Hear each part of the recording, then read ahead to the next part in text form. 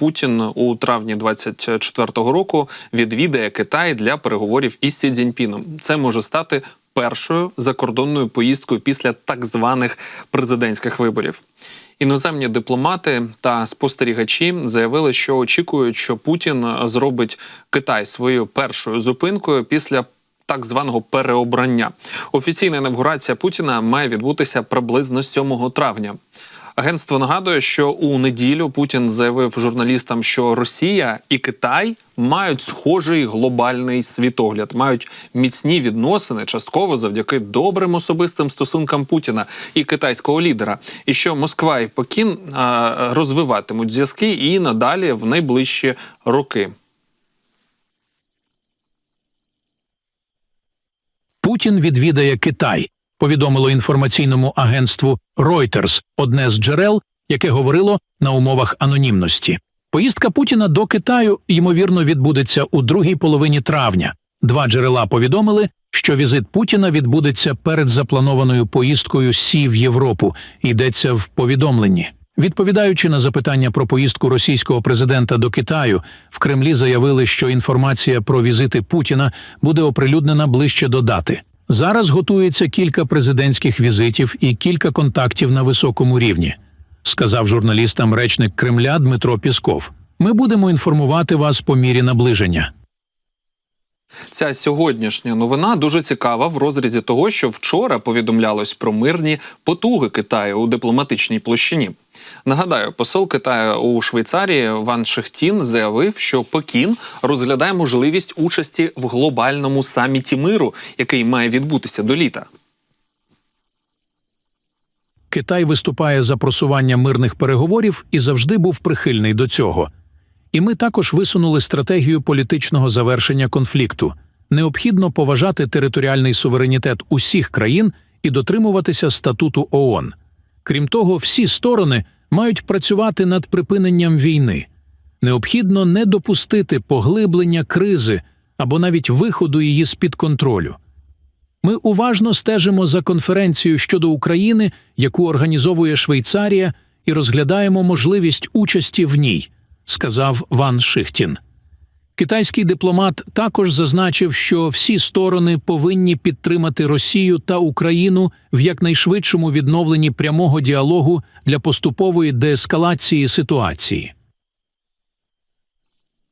Тож за все хороше проти всього поганого, якщо так підсумувати. Бо насправді є певні деталі в позиції Китаю, які ми з вами також будемо далі розглядати. Цитата. «Односторонні санкції не можуть покласти край конфлікту. Вони лише створюють нові проблеми. Тому Китай відкидає односторонні санкції, які не були санкціоновані Радою безпеки ООН», заявив посол Китаю у Швейцарії. Тож ми бачимо, як вони називають війну Росії проти України конфліктом. І насправді вони не єдині такі. Всі ті, хто хоче зайняти якийсь нейтралітет, не окреслювати себе в тому, що відбувається, і якось чітко показувати свою сторону, вони кажуть конфлікт, зіткнення і так далі і тому подібне. Це такі прості слова, але вони достатньо показові. Тож, чи бажання Китаю істинні або ні? Давайте розбиратися.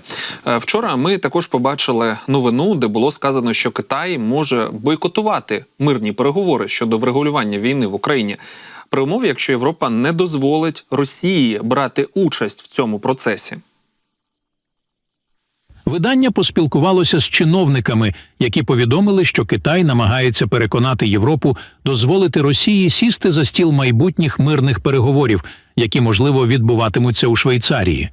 В іншому разі Китай бойкотуватиме подібні зустрічі.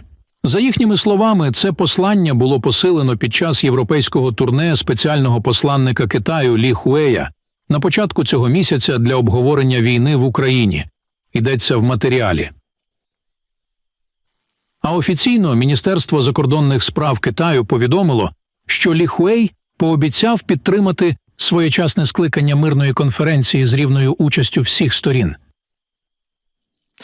Нагадаю, раніше глава Китаю Сі Цзіньпін представив своє бачення дипломатичного завершення війни Росії проти України, яку вони називають «українська криза». Також призначив спецпредставника, який мав займатися цим питанням. Цим спецпредставником став екс-посол Китаю в Росії Лі Хуей. Він після призначення з'їздив до Росії, України, Європейського Союзу, щоб обговорювати китайську ініціативу. Київ дипломатичних зусиль, як кажуть, не оцінив, оскільки в Україні вже є власна формула миру. Після цього Китай надовго забув про питання війни Росії проти України. І от зараз ми бачимо, що певна активізація по цьому питанню є. Ну, як мінімум, Путін буде їхати до Пекіна, до Сі Цзіньпіня і будуть про щось говорити.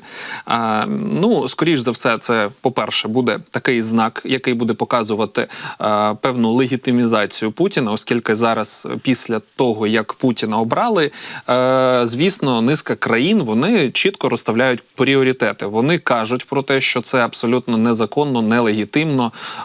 Про це пишуть багато іноземних джерел. Офіційні особи на цьому ставлять дуже серйозний та великий акцент. Тому вкрай важливо Путіну зараз хоч якусь так легітимність у світі отримати. Тому, по-перше, ця поїздка буде саме з цієї причини. По-друге, скоріш за все, будуть обговорюватися питання, звісно ж, війни Росії проти України. І тут, насправді, ми не знаємо достеменно, про що саме будуть розмови. Ну, очевидно, Путін буде просити більше допомоги від Китаю, натомість надавати їм певних ресурсів, які вони бажають переплачувати, в тому числі, бо китайська економіка, насправді, зараз не на найкращому, так би мовити, рівні. Хоч скільки б Путін не казав, що китайська економіка інноваційна, світова, дуже велика і потужна, насправді там є багато своїх проблем, які не дають розвиватися так би, як хотілося. В тому числі і корупція у військовому ділі, і це тільки такі речі, які ми можемо на поверхні з вами розглянути. Ну і після цього також очікується, що буде зустріч Макрона і Сі Цзіньпіня, але точних дат поки що теж не називають, але ми вже бачимо, що якийсь процес геополітичний в цьому контексті він відбувається. Безпосередньо, скоріш за все, і Сі Цзіньпінь буде говорити про мирні перемовини, про своє бачення, будуть обговорювати, як саме Китай може бути посередником або представником Росії, бо ми ж бачимо ці новини про те, що вже Китай, так би мовити, неофіційно заявляє, що хоче бачити Росію на оцих, так би мовити, мирних перемовинах. Це вже позиція, це вже те, що вони декларують. І, скоріш за все, ця історія буде поміж ними ще раз проговорена. Вони виставлять свої акценти, своє бачення ситуації і будуть вже далі Європейському Союзу, в тому числі і через Макрона, це все повідомляти. Що ж, будемо спостерігати